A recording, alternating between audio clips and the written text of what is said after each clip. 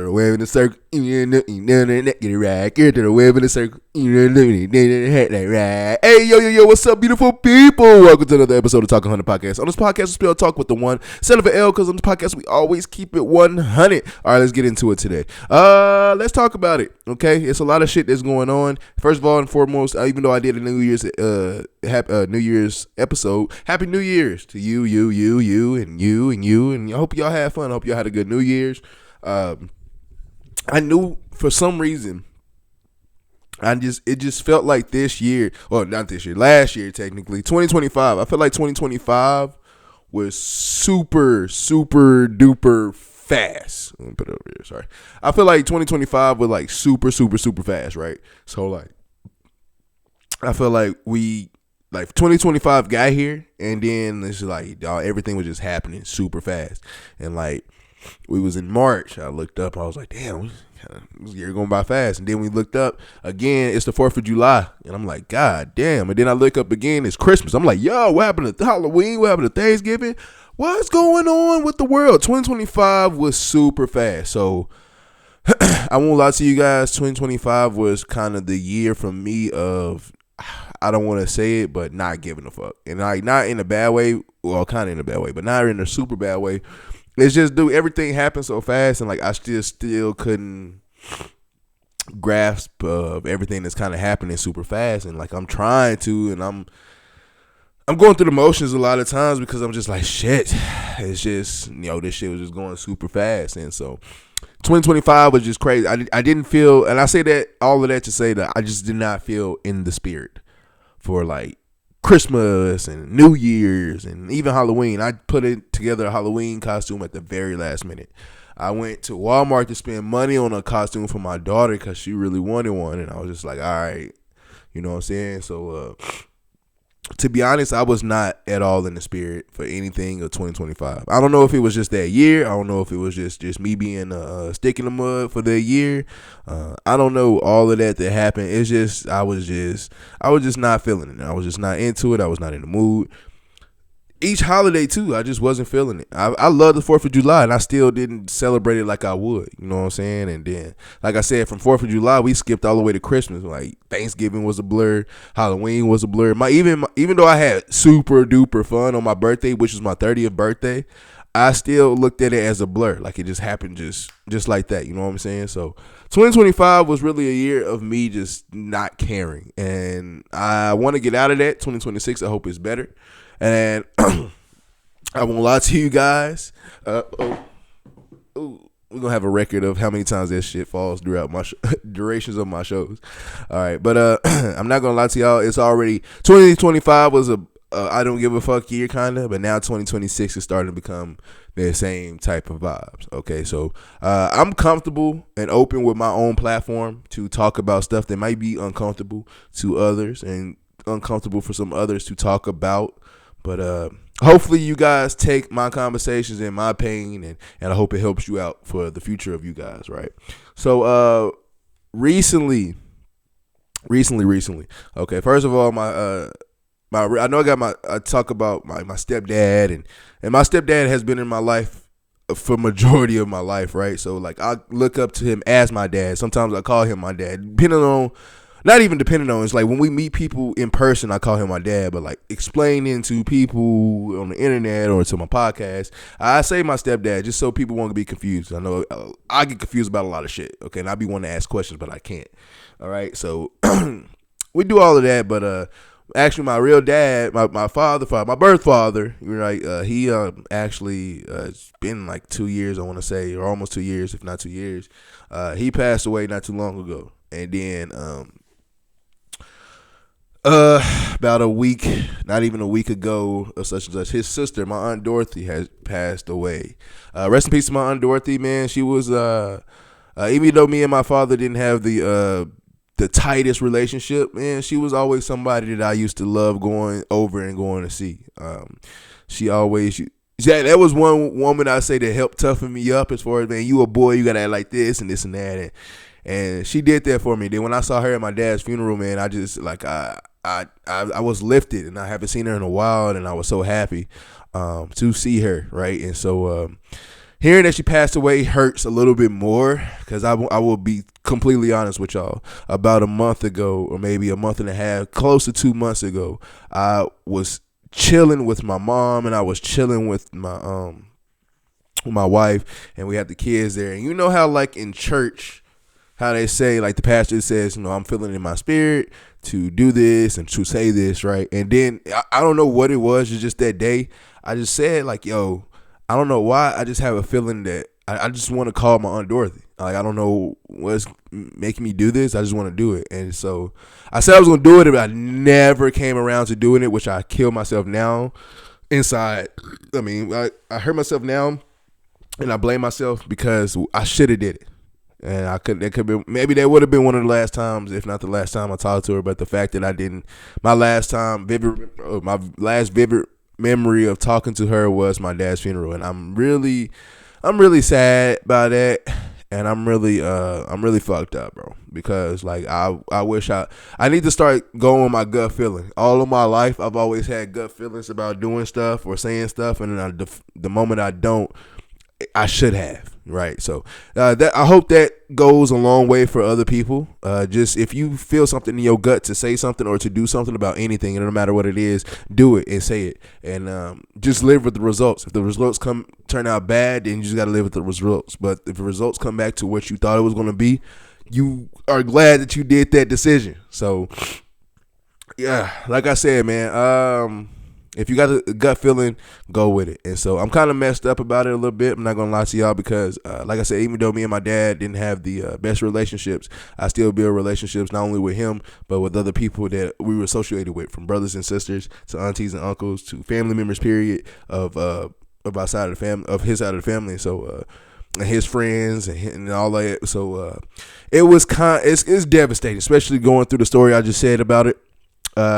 Rest in peace to my Aunt Dorothy. You were heavy on my heart, heavy, and I hate that it ended the way that, kind of like this. Like I wish, just make sure whenever you think about something or you want to say something or do something, man, just go through with it, because I just can't. Now I can't get her back to say hi or to say bye for the last time. You know what I mean?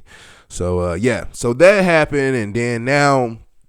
Also, like right before New Year's, I had a conversation with my mom, and my mom was telling me how she had to go to the doctor, and now they doing more tests on my mom to actually test for lupus. Now I've been around people with lupus. I've met people with lupus. I met people whose family members had lupus, and I tell you, their lives changed. And not only the people with lupus, the people that are around them, their lives have changed, right? So I've seen the same with people with cancer, the same with all these diseases that happens, and all this malfunction and fucked up shit. I've seen it, and so where I've seen it fuck up not only that person that's going through it, their lives, but the lives that are they are associated with every day. And so man, dropped that news on me right before New Year. So, knowing me and how understanding I am about life, and like I don't want to sound like I'm bragging, but like, saying like God chooses the special ones, and I feel like I'm special in that aspect of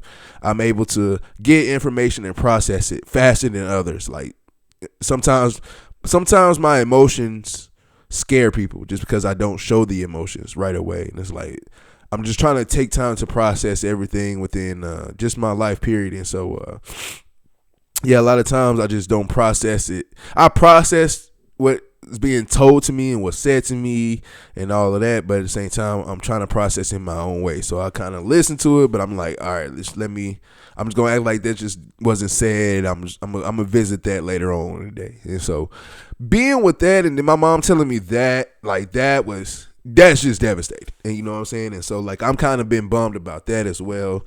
But then also literally fast forward, now we talking about Monday night, my stepdad, who I do a podcast with, shout out to Birds and Sun podcast. I talk to him daily. If we're not texting about sports, we're just texting about everyday life, and we're just texting everything. Like I said, he's been a part of my life for the majority of my life. So I literally look to him as a dad. So I'm not afraid to talk to him. I'm not afraid to ask questions and all that. But on Monday night, he unfortunately had a stroke. I think it was a minor stroke, but he had a stroke, and then my mom my mom had to take him, rush him to the ER, and they had to do that. And so she called me around Tuesday morning, around 4 or 5 in the morning. Ironically, I was still up playing a video game, and then when she told me, I kind of just like hearing that, and I'm gonna be honest with y'all, hearing that after all that I was going through from my auntie passing away, from my mom telling me she got to get more tests for lupus, and then now it's my stepdad. My stepdad having a minor stroke, man. I'm just gonna be honest with y'all, man. Like that shit, hearing that news in that morning shut me down, and so I was just like, I didn't want to talk. I didn't want to do anything. Like I was feeling pain inside, like.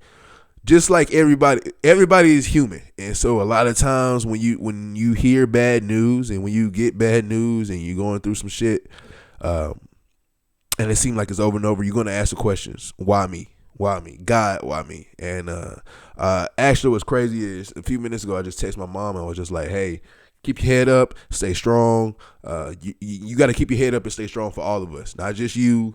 And for your husband, but it's for all of us, okay? You are a reputation of all of us, and I know you're going to keep your head up and stay strong and do what you need to do. But also, God wouldn't put you through situations if he knew 100% that you couldn't conquer those situations. So please don't look at this as a curse and say, oh, God, why me, why me? Look at it as a blessing. Thank you, God, for choosing me. It's hard to say that with a straight face, and it's hard to say that with a happy heart and a smile. But, dude, you have to do that, okay?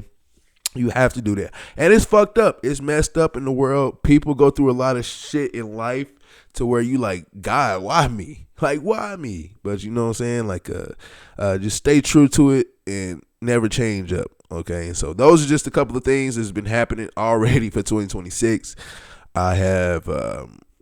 I got a lot of decisions to make, a lot of things to do, a lot of things to think about. It's easy, I say for sure, it's easy to fold over and quit. To be honest, I'll be honest with y'all, it's like 8:14 in the morning. I usually don't do my podcast until the weekends, or if I do it on the weekends period, I do it after like 3 p.m. just because get rest, get my chores done, and then I'm able to like film, and then my last thing doing is filming, and then I get to go have fun and doing what I'm doing, watching whatever, doing whatever, right?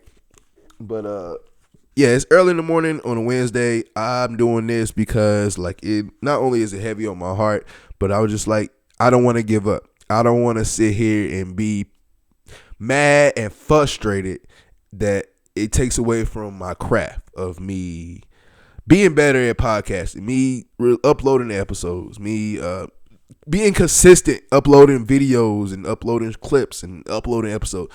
I didn't want, like, I don't want it to be the reasoning for my downfall and the reasoning that I'm not being consistent. You know what I'm saying? So, which was a great reasoning for that, but being an athlete. And me seeing the professional athletes from back in the days to even now, how even deaths in their families and they're still able to fly out the next day and play a game, fly out the same day of the funerals or whatever and play games. And this is what you have to do if you want to dedicate yourself to whatever you're trying to do. And this is what I want to do. And I said it beforehand a couple episodes ago of how serious I want to take this. And this is probably, you know what? Thank God. This is probably a test for me. Do you really want to do this? Okay, we're going to put adversity in your life, and you still got to do this. You still got to put up videos for the fans. You still got to put up episodes for the fans, all right? I'm getting down to where I don't have any good clout, but I'm getting some nice clout, 200, 300, 400 followers and subscribers from Instagram to TikTok to YouTube, Facebook, all of it. And so, like, now people are starting to listen and pay attention and watch. And so it's not the time to be mad and be sad and just say fuck it and throw it all away. It's not the time. It's not the time. And so I don't want to call them distractions, but it's going to be called distractions to certain people, especially people that want to make that a living and make that their thing and do all of that, right? And so I'm going to tell y'all right now, I'm with you guys. People who go through shit like this all the time, I'm with you guys. And I understand how much frustrating this can be, especially trying to do stuff. It hurts. It hurts bad. It hurts bad a lot. And so, yeah, this is Not gonna lie. This is, like I said a second ago, this is why I'm doing this podcast now, because I just feel it to do it. And like, I'm not gonna make no more excuses of, well, I'm dealing with this, so I gotta push back. No, people need to hear me. People need to see me. People need to know that I'm okay. And I'm fighting. I'm a survivor. All right. I'm a survivor. I'm not gonna give up. I'm not gonna give up. Right. So thank you guys for listening to my pain, listening to my story. If you guys got any stories of any type, any sort of kind that you guys want to share and you don't mind sharing and you want advice on, if you want to DM me or put it under the comment section, let me know. This is a safe space. Okay, I talk shit, I have fun, but also I create safe space to talk about anything on my platform. And I want to be able to talk about anything on my platform, even if it's uncomfortable. It is okay. Okay, it's good to have those uncomfortable conversations. Okay, so happy New Year's. Got some stuff going on that's kind of fucked up, but here we are in today's world, and we're going to keep going, and we're going to see what happens. Okay. All right.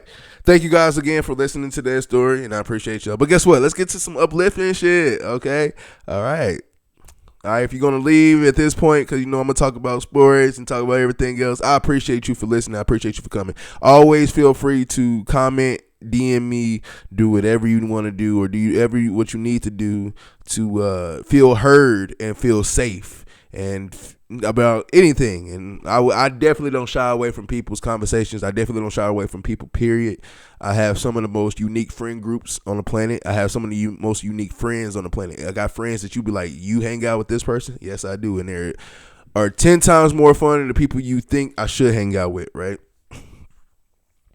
But it is what it is. Okay. Now, with the new year, a new year always comes a new number. Now, what I mean by that, of course, like 2025 to 2026. Then we got 24 to 25. And then even back from 15 to 16, from 08 to 09 to 1999 to 2000. And you know what I'm saying, how it goes. The pet peeve I have of mine. Now, this is why I'm glad I'm not in school anymore, because this used to happen in school all the time. But working and really I don't do it now, because I have to do dates, right, inside of computer systems, or I have to write a date down. But it's rare. But like when I used to work at restaurants, or I used to be in school, writing dates was pissing me off, because when you got back to school, right, for the new year, you know, you got to tell the joke, oh, I haven't seen you since last year. Congratulations, you're a new employee. Like, okay, you can shut the hell up, right? But anyway, the one pet peeve I've always had, especially when in school used to piss me off, was the new year happens, you go back to school, and then what's the thing? One thing you do, getting ready to write a paper, you write last year's date. Be like 1/5, and it's like now we're in 2026. I put 1/5/2025, and then turning the paper, the teacher's like, oh, you got the date wrong. Like, first of all, I bet that was the first thing you were looking at all these papers. Like, leave me alone, lady. Right? But it's annoying. I'm not gonna lie to you. That is one pet peeve I've always had when I was in school. Coming back to school from the New Year's and I'm writing the last year's date pisses me the fuck off. And I hate it, and I can't stand it. I fucking hate it, and I can't stand it. It's crazy, and I fucking hate it. I keep saying it because it's stupid. I wish I was paying attention more, but now I wasn't paying attention, and now there's some bullshit just happened, you know what I'm saying? So it is what it is. But yeah, writing the accidental date, the old date on accident into the new year, it pisses me off so bad. And it's a couple of stuff that actually happens like that. Like it ain't just writing on your paper, writing on a box that's probably important for you to take, and you put 25 instead of 26. Right? Doing a legal document of like doing something, and instead of writing so when you write today's date, you'll put 1/7/2025, but it needs to be 2026, and they will reject your ass for that. No, dude, that shit is aggravating, bro. Writing the wrong date on accident in the new year pisses me off. For whatever age you are, whatever you're doing, from school work to work, homework, It don't matter what it is, man. Writing the wrong date pisses me off, and I hate it with a fucking passion. A fucking passion. Okay. Sorry about that. Other New Year's things I hate. I hate the gym being so packed for the first 3 days. Watch, I bet you now, give it about this weekend, it's not going to be packed anymore. Everybody's going to get tired of it already. You know, I hate those New Year's resolutions. Oh, I'm going to do this, I'm going to do this. And you only do it for a week, if that. Right? So, it'd be funny, but it is what it is. Okay. Over the Christmas break, I was actually initially supposed to go to the great state of Georgia and go to Atlanta, Georgia, to go celebrate Christmas. Some things happened, so I didn't get to go. I hate it. I wish I would have went because I not only love Atlanta. Atlanta is one of my favorite. Atlanta is my second favorite city. Okay, St. Louis is my first favorite city, but Atlanta is my second favorite city for obvious reasons of both of them. Just the party in the scene, the party scenes, the partying period. Shit to do, things to do. Downtown St. Louis is probably one of my best places to hang out all the time, right?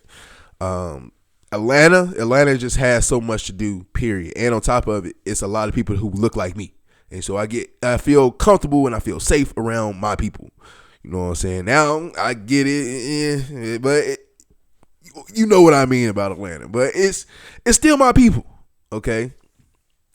But, yeah, those are my two favorite cities, man. I love St. Louis and I love Atlanta. I can go visit those cities all day, every day. Now, if I had a bunch of money, shit, I'm just saying, let me hit something off this podcast. I'm moving to one of them cities. I'm just saying. Sorry, Texas. Texas is lit. I actually love Austin, too. Austin is becoming my third favorite city. I actually love Austin. And so I will say, though, St. Louis, Atlanta. But that being said, I wish I would have went to Atlanta because I found me a new favorite social media person who is from Atlanta and lives in Atlanta. Has been doing this shit for years, apparently. Okay. His name is Derrick Lockhart. Okay, so for me saying that name, a lot of people in Atlanta or that's been visiting through Atlanta or around Atlanta areas, they know who Derrick Lockhart is. Derrick Lockhart is a guy who basically has all types of snacks, cookies, candies, whatever the hell you drinks, whatever you want. He basically got a store in his trunk of his car. Literally, bro. I love it. Everything he got, 50 cents. From what they say, I put a store in my trunk. What they say? I got famous chocolate chip, peanut butter. Now, like, yeah, Skittles, Starburst, Cheez-Its. Ooh, that nigga lit. Yo, when I say I came across this dude on one video, I was like, what the fuck? Like, I'm thinking that's just like something he's doing. Like, nah, or did for just like, a TikTok or whatever. No, he's been doing that for years. Go back to 10 years ago, 15 years ago. He was doing it. And he was making his own music. Now he's like, big time popping. Social media big time popping. And so like, he got his own. For you to have your own theme music, I'm not gonna lie. Okay. No please don't think I was disrespecting saying this. But I'm not gonna lie. At first hearing that song and I'm hearing him like rap it, like I got this, I got all the snacks. I'm really thinking it's like a Young Dolph song. I'm like, I ain't never heard this Dolph song. Like, this shit go hard, though. What is it? And then I realized that's his song that he made for his own self. Talk about self-promotion. That nigga is self-promotion. All right. Shout out to Derrick Lockhart. I got a store in my trunk. You can look him up on Instagram. He's hilarious. And then, like I said, that song is catchy. I got a store in my trunk. I put a store in my trunk. I got famous feet. I was like, yo, hold on, man. He lit.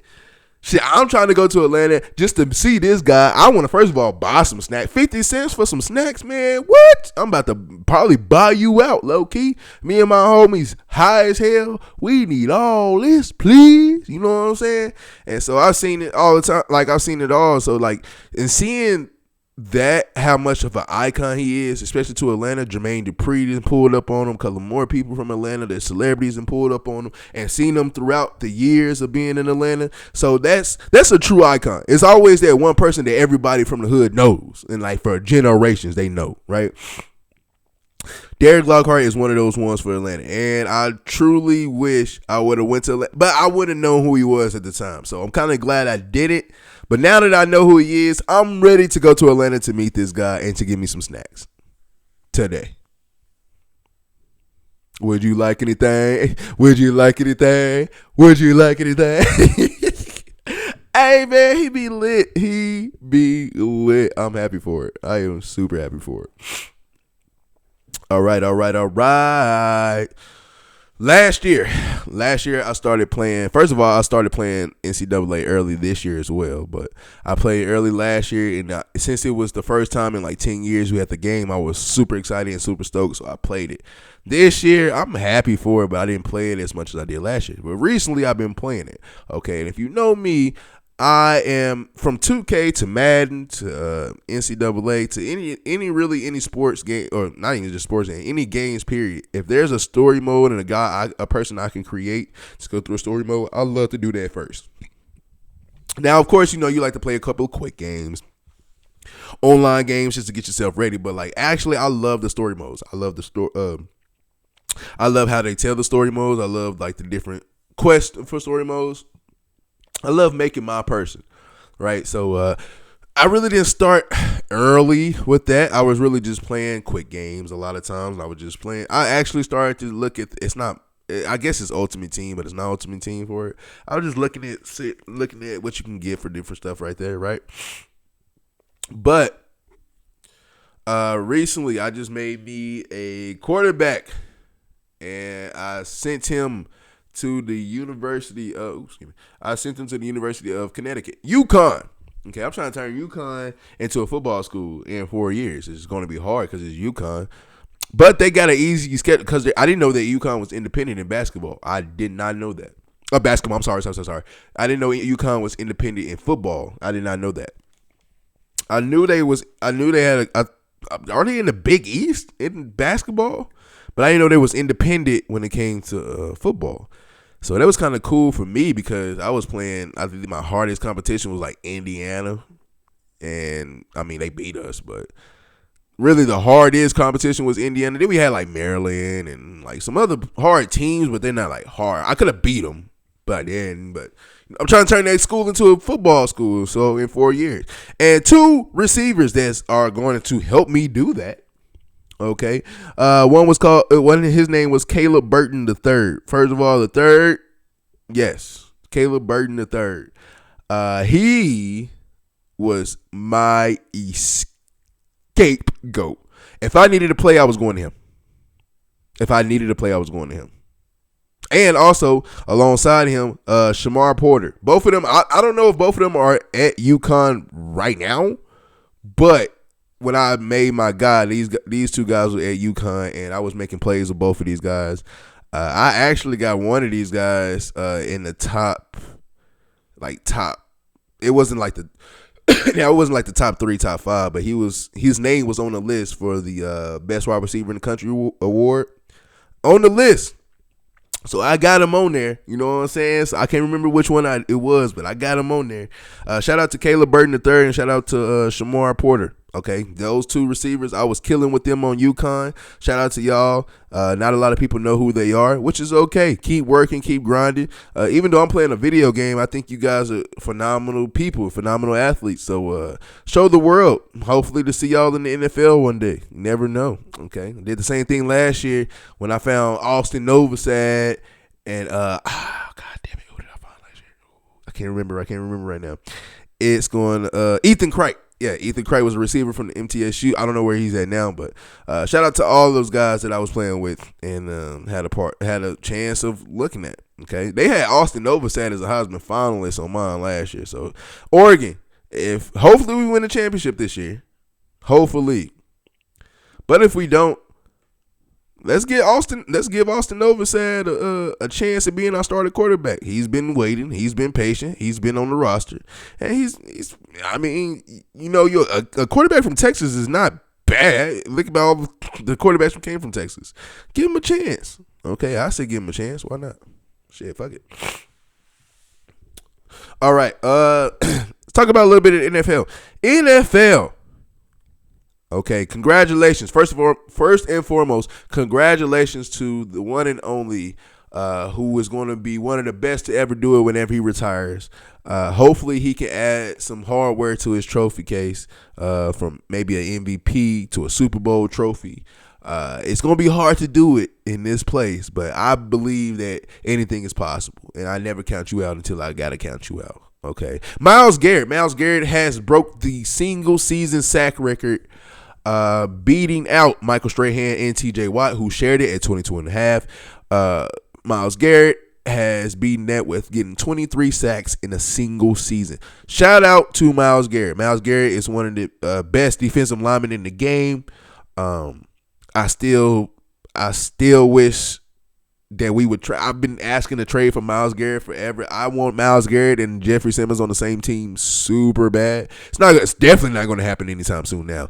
But I've always called for that. I've always thought Myles Garrett was a top elite pass rusher talent. I didn't know he was this good though. I'll be honest with y'all. I didn't think he was breaking a single sack record good. I didn't think he was the guy you have to legit Aaron Donald triple team because you don't want to leave that motherfucker open, right?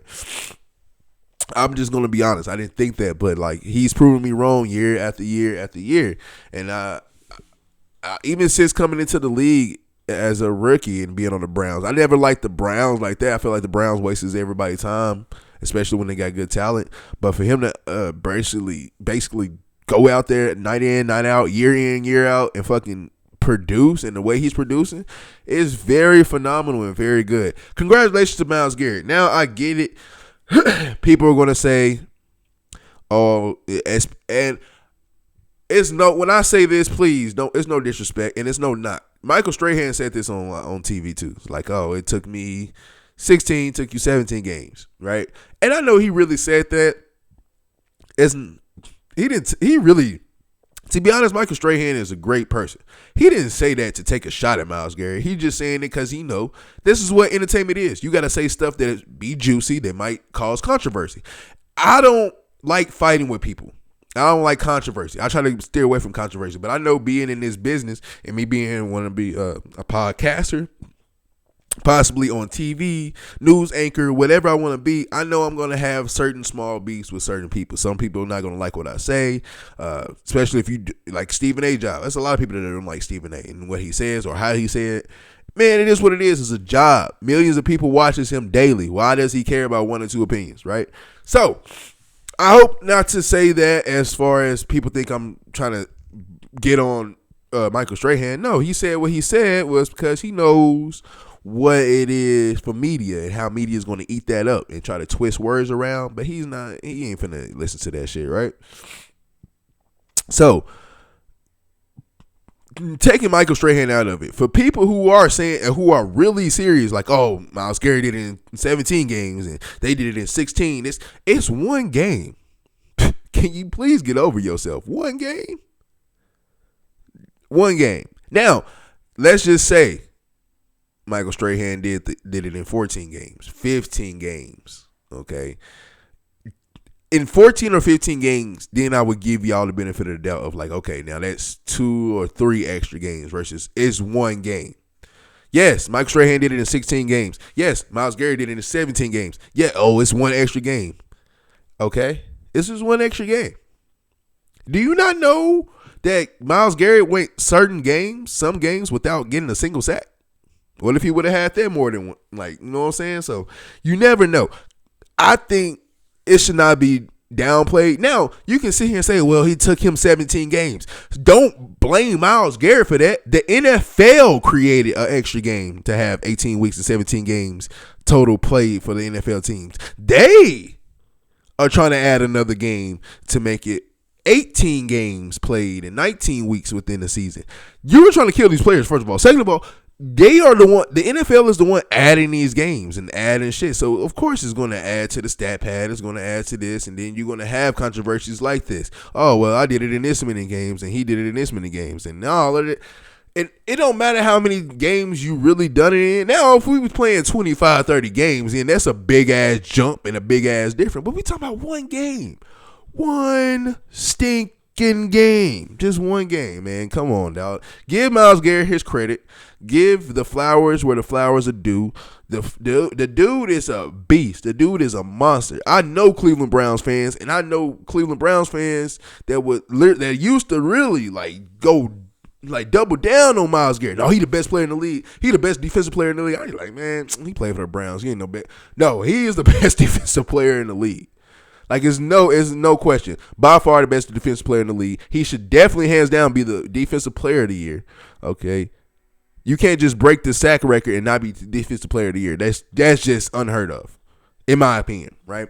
So defensive player of the year candidate should be defensive player of the year. He's been the best defensive player, defensive lineman, best pass rusher in the league for a while. Now, I know Aaron Donald gave him fits, and I know other players have been giving him fits of taking that crown.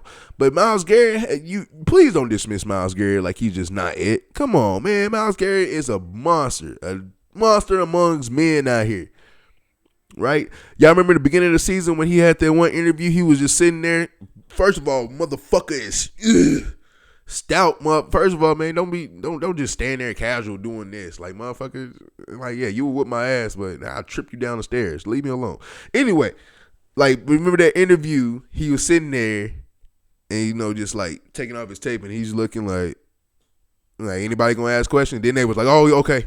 They was scared to talk to him, man. The dude is huge, a gigantic human. I think Cleveland have something brewing for the future, okay? We already knew Myles Garrett was him, and we knew he was a special talent. But now you got Shedeur playing confident, and if you keep Shedeur as the QB1, now I feel sorry for Dylan Gabriel as an Oregon fan. I feel bad just because you're not going to get the opportunity that you really deserve because – sorry to tell you, you really shouldn't be. You should not be in Cleveland. Dylan Gabriel should not be in Cleveland. They could have used that pick for something good, a better receiver, another added receiver, or another added corner, another added defensive lineman, another added linebacker. Dylan Gabriel was not supposed to be there. At that point, it was just a spit in the face of Shedeur saying, "We're just not going to pick you," and then they end up picking him. So, I love Dylan Gabriel, but Cleveland is not where you need to have your spot at. Okay, go to Miami, go to places that are going to give you a chance, Arizona or Indianapolis. Shit, go to places that are going to actually give you a chance to actually not only play but start. Right, so.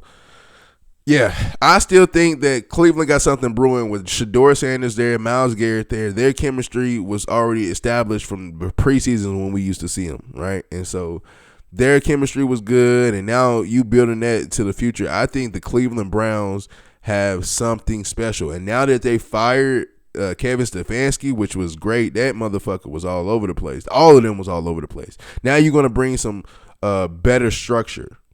Okay, hopefully some better structure. Hopefully they get a good coach, a great coach. I want to see Cleveland actually make some noise. It's time for those little squads to make some noise. Browns, Raiders, Titans, squads like the Jets. It's time for those squads to actually make some noise. And so, because I'm getting sick and tired of seeing them at the bottom of the barrel. If not every year, it's every other year. It might be a spurt where we have a couple of good seasons, but maybe 2 or 3 good seasons out of 4 years is just not cutting it, right? But I want to see those franchises turn around. Now, out of those franchises from the Titans, the Browns, the Raiders, and the Jets, the Jets I can't speak on. I really can't speak on the Jets. The Jets are going to be the Jets. The Jets be jetting. I don't know what the fuck they be doing with their lives, but that's on them, right? But me, personally, and you can say I'm biased with the Titans one. Yes, I am a little biased. But I'm looking at the Titans, and I'm looking at the Browns, I'm looking at the Raiders, and I'm looking at all 3 teams of, they actually got raw talent. They all got one superstar, which is a defensive lineman, ironically, Jeffrey Simmons, Max Crosby, and Myles Garrett. You got who are 3 great defensive linemen. They would disrupt your game, right? And if you able to put pieces around them and gave them a good quarterback and a good head coach, they can excel, which is going to happen to Cleveland. They got Shador, and I think they're going to hire a good head coach. That's going to happen for the Tennessee Titans. They got Cam Ward, and we're going to hire a good coach, and we're going to hopefully make that happen, right? And then for the Raiders, hopefully they draft. It don't matter if it's Dante Moore. It don't matter if it's Mendoza. It don't matter if it's Ty Simpson. It don't matter who it is. I don't think Ty Simpson should not come out, actually. He should stay one more year. But it don't matter who it is coming out in the draft. They're going to get a good quarterback, and they got their defense, and they're going to hopefully take that next leap. I don't think it's going to be – I really don't think all 3 of them would do it, but I would hope so. That would be kind of cool. But it would kind of be weird too, but it would be kind of cool. But I am pulling for those organizations to actually take the leap of faith and actually go seriously hire the right people and go seriously draft the right people and go seriously be taken serious within the football season. Cleveland got so many good players, from Denzel Ward to Njoku to now Shador to Myles Garrett to do players that I love watching, and they just don't do anything. Same here for the Titans. I'm a Titans fan, and I see all the players that we have, and we just don't do anything. And then the Raiders too. The Raiders have a cool ass stadium. You play in a cool ass place, and you have cool ass players like Mike Crosby, and you just not getting anywhere, bro. And all 3 of those teams parted ways with their head coach, which is crazy, man. I say Pete Carroll deserves better. I'm kind of glad they parted ways with Pete Carroll. Pete Carroll didn't need to go through that, first of all. Y'all just wasted that man's time, in my opinion. But speaking of that, okay, NFL head coaches landing spots. Okay, we got some jobs that are opening. Okay, it is not fair. The Ravens and Steelers game, I knew it from the beginning of that game. I said whoever loses this game, their coach is going to get fired. I was staring in the screen like, damn, Mike Tomlin really about to get fired. And then once he missed, I said, oh my God, John Harbaugh was really about to get fired. Dude. And I was like, man, it's far-fetched, man. They got good records and this and that. Man, you can't just fire him after this. No, they fired him. And then I see people online that are Ravens fans like, hey, man, it was just time for a switch and this and that. And like, we always love you and this and that. But it's like, I get it. Sometimes when I can't say when you're used to greatness, because really, to be honest, the Ravens, they got 2 rings. They've had great teams, but only 2 rings to show for it. So is that really like pure greatness, or is that just like you had those teams for those rings, but you're gonna be a great ass team, and that's it. You ain't gonna win it all the time. So like I get it, y'all won it, so you know how it feels to win, so you want to win all the time. It's not gonna happen like that. Only couple of organizations that I can see being pissed off from not winning is like a Patriots or a Cowboys or a now Chiefs. Chiefs just put themselves in the conversation with that. I don't even put them in it, but yeah, like a Cowboys, a Steelers, Patriots, like, you know what I'm saying? They got the rings and they got the Super Bowl appearances to show that shit, you know what I'm saying, of winning. And so I get it. But just be careful if you're a team that's looking for a head coach, just be careful, man. Just be careful. I'm hoping that now with John Harbaugh being out of Baltimore, I pray to God we hire him. I pray to God we hire John Harbaugh. There's no clear-cut favorite for a head coaching job in Tennessee than John Harbaugh going to Tennessee. There's no way you can sit here and tell me he's not going to Tennessee. Because if we don't even now it'd be different if we pursued John Harbaugh, we gave him the house, and he's like, no, I want to go sign with like I think he's from Cleveland, or he's from Cleveland or something. So like, oh, I want to go sign with Cleveland, or I want to go. I feel better being the Jets head, or not Jets. I feel better being the Raiders head coach, or I feel better, being a Browns head coach, or I feel better being this head coach. It'll be okay then. But for us, if they sit here and say, well, we didn't pursue him like other teams, I'm going to be pissed. Because you got me fucked up to think that Matt Nagy deserves a job over John Harbaugh. Get the fuck out of my face. the fuck out of my face. I love what's his name, Vinton Joseph, defensive coordinator for the Broncos. I love him to death. Not going to be a good head coach. Please don't do this. Please don't do this. So we got somebody. Now, I'm not going to rule all of these coaches out. I'm just saying they're not going to be it. I hope they get head coaching jobs, and I hope it is. Oh, also Raheem Morris from the Falcons. That Falcons organization, y'all are the most shittiest organization on the planet, bro. The most shittiest. You bring in Kirk Cousins, sign him to all this money. So you're saying that Kirk Cousins is our answer, and we're going to put him with our new coach. And then right after you sign Kirk Cousins, you draft a quarterback in the top 10. Then on top of that, you basically create controversy between those two quarterbacks. Then your head coach is forced to pick one of the two, which his ownership wants Michael Penix since they drafted him, but you pay Kirk Cousins. So he's kind of going back and forth between those. He don't know what the fuck is going on. And then, like, now you have a good season, the same record as the Panthers, same record as the Tampa Bay Buccaneers, who both was trying to fight for a division spot or a playoff spot, and yet they just grazed missing the playoffs.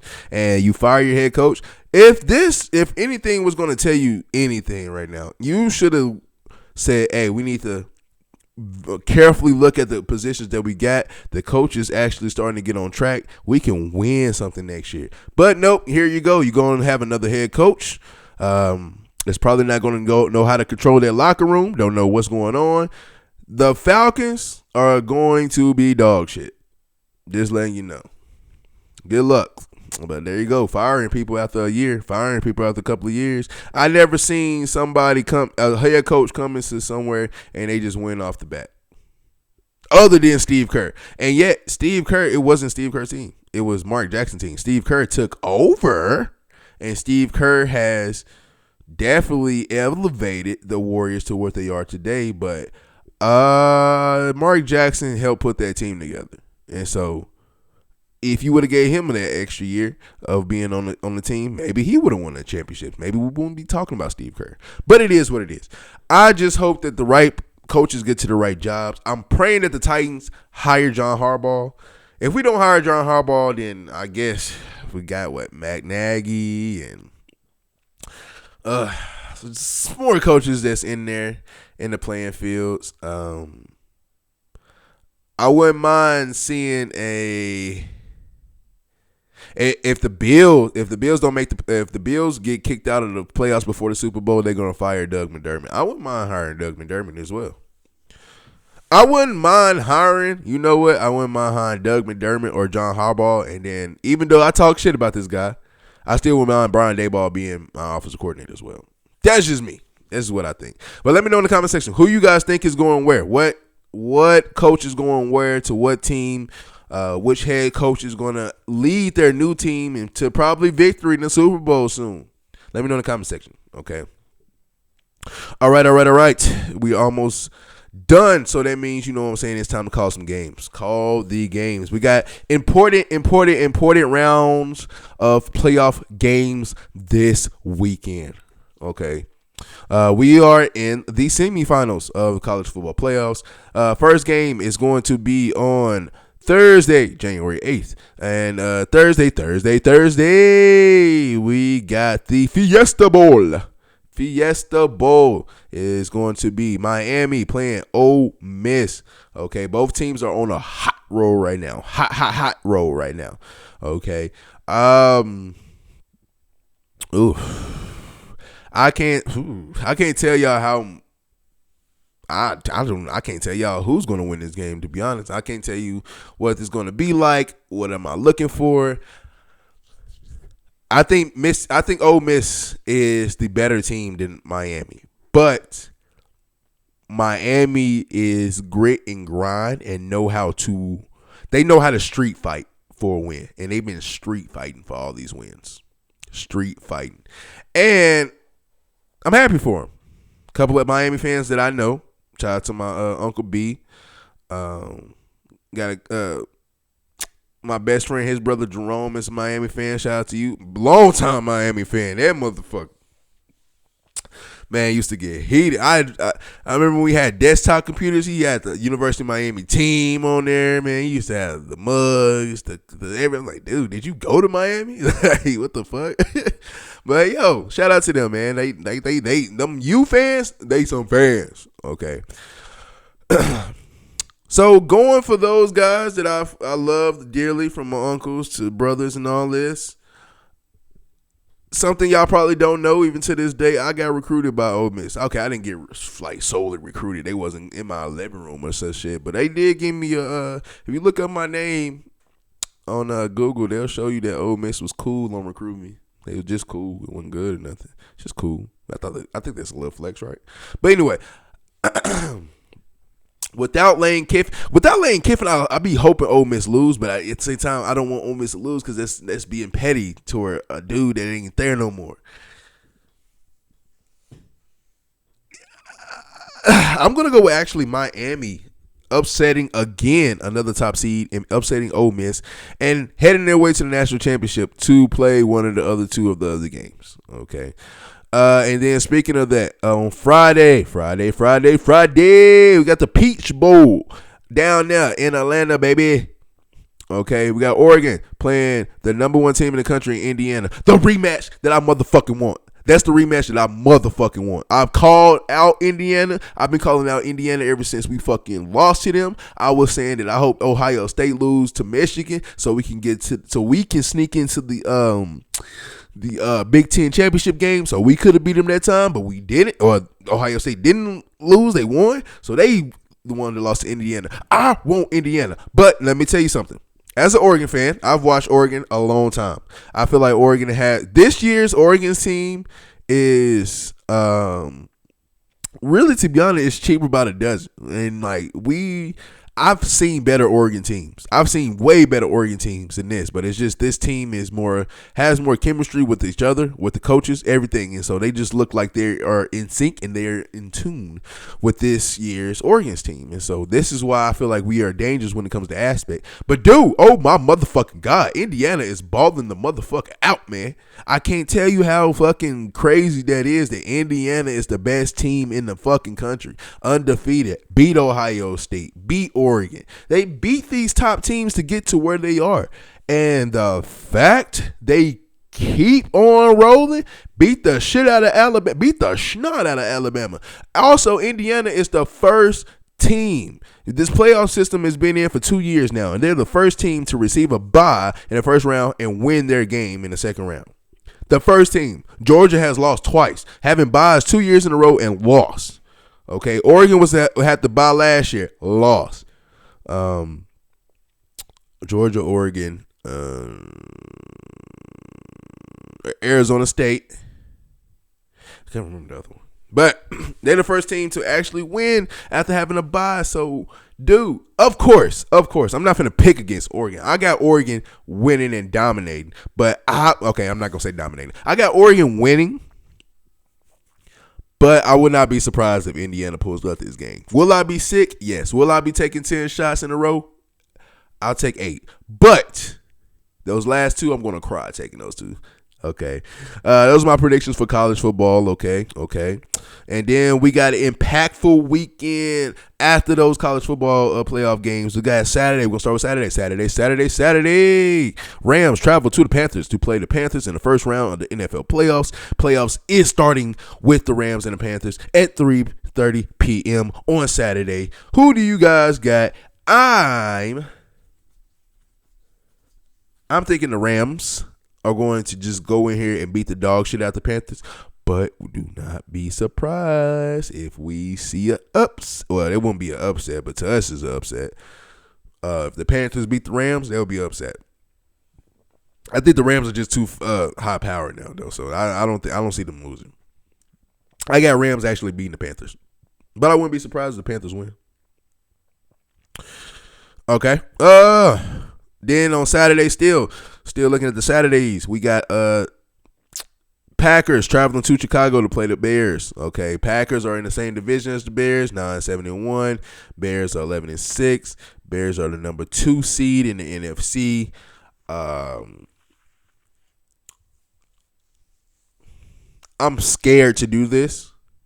I'm scared to do this. But I'm going to do it based off of I am not scared of you. And you. I'm going to double down on my pick.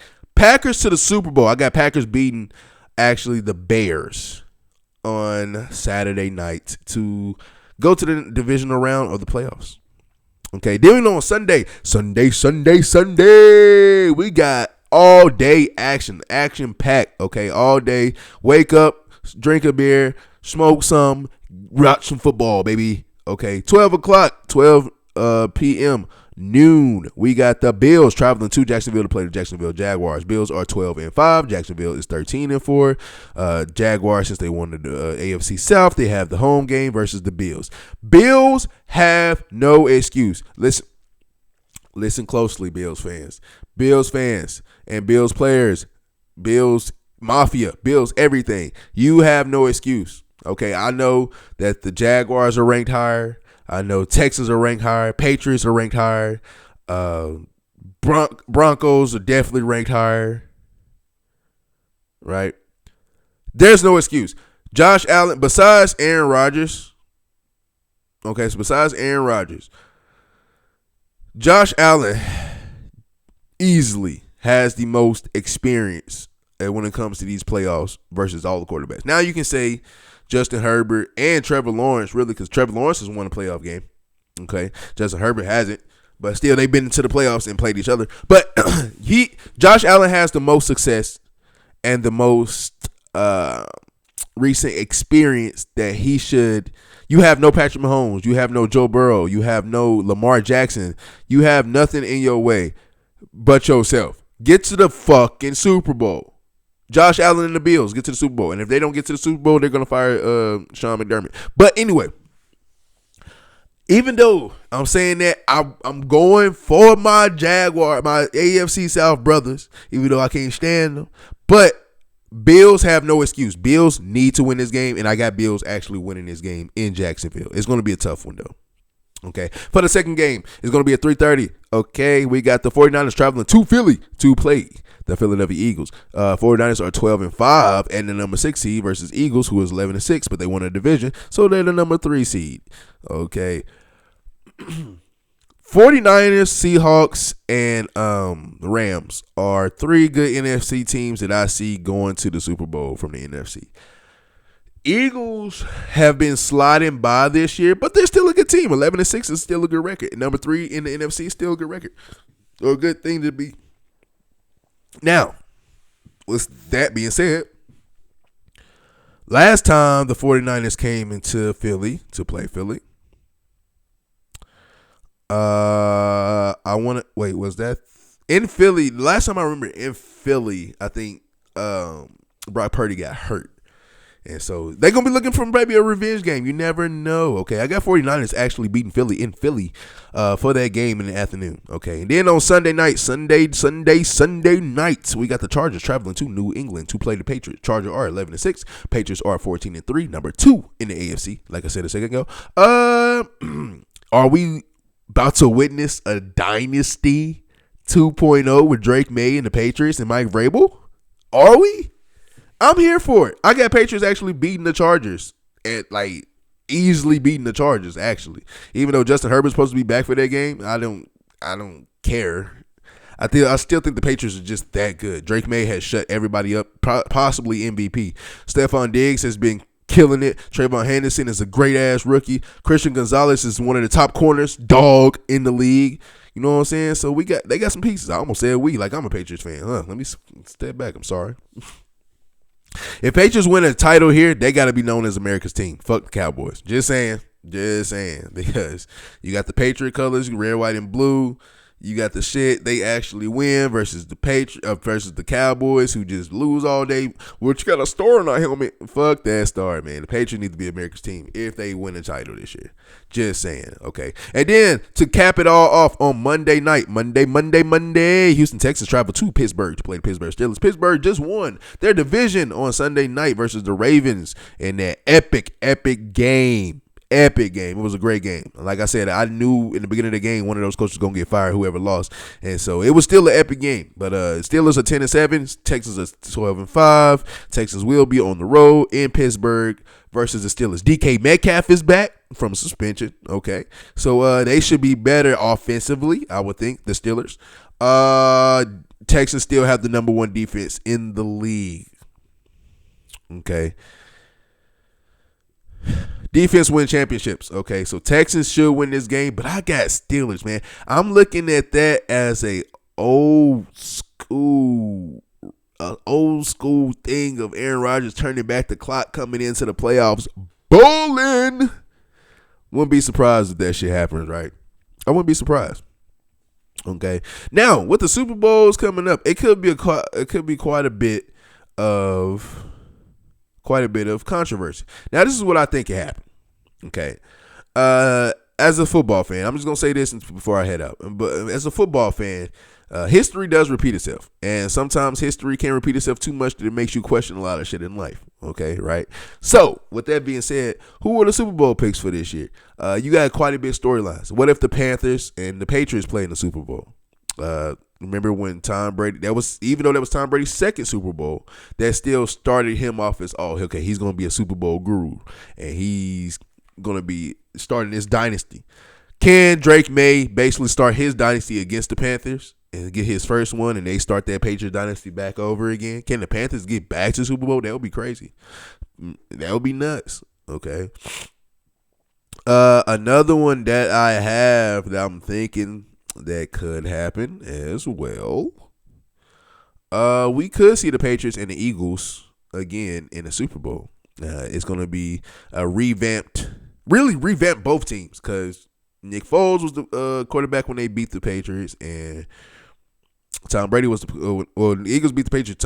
Nick Foles was quarterback. Tom Brady was the quarterback. And then when the Patriots beat the Eagles in the Super Bowl, it was McNabb and Tom Brady. So they're 1-1 right now. Are we gonna get a tiebreaker between the Eagles and the Patriots? Who's the best one at this point? Can we? That's another one that we can be looking at. We could be looking at. Okay. One that possibly could happen. Don't think it's going to happen, but possibly could happen. Okay. Seahawks, who was the number one seed, could play the Broncos, who was the number one seed as well, in the Super Bowl, which last time we saw Seahawks and Broncos, that did not go well. Not at all. Could we see that storyline come up? Or, which one I think is going to happen, could we possibly see a Seahawks versus Steelers Super Bowl, where not only do the Steelers win again, remember the Steelers beat the Seahawks in 2000, it was like 20 years ago, like 2005, 2006, whatever it was. Can that history repeat itself? And then not only the Steelers win, Aaron Rodgers retires with a Super Bowl win, 2 Super Bowls total. What storylines can we see? It's a lot of storylines that can happen. But those are just my couple of ones that I think that will happen, and it should happen. Okay. One for the Bills. I think the Bills, if it was up to me, I think the Bills versus the Packers would be a more realistic Super Bowl, in my opinion. Okay. Thank you guys so much for joining me on Talk 100 Podcast, another episode of Talk 100 Podcast. Thank you guys so much for listening to me in the beginning of my podcast, venting and doing all this other stuff. Thank you for listening to me venting about sports. I appreciate each and every one of you guys. Man, episode 78, I'm closer and closer to the episode 100. I can't wait for that to happen, because I'm going to throw a big party for that, and I can't wait. But until next time, thank you guys for joining me so much. Y'all already know who I am. Zay for life, and Zay for life is